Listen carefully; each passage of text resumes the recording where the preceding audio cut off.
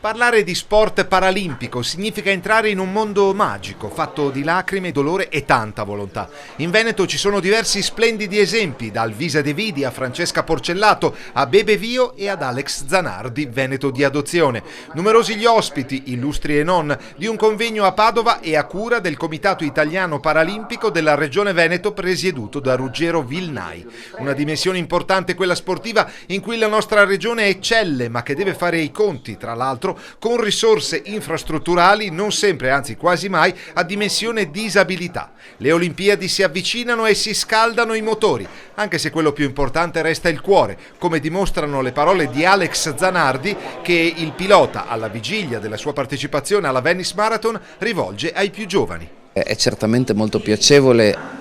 arrivare a quegli orizzonti che hai inseguito per tanto tempo, che ti hanno in qualche modo acceso nei confronti della vita, che ti hanno incuriosito, che hanno attivato le tue passioni,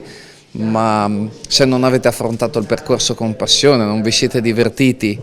avanzando di giorno in giorno per quel che era possibile, molto difficile sarà trovare chissà che cosa a quell'orizzonte, trovare qualche cosa che ti può regalare la felicità. La felicità è subito disponibile nel momento in cui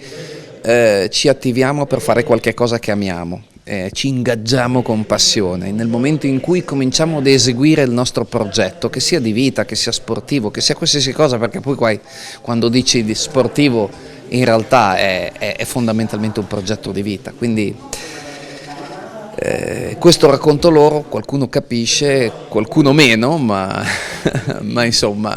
ognuno nel corso della propria strada tende a trovare poi questo tipo di risposte, e arrivarci prima significa vivere meglio, secondo me.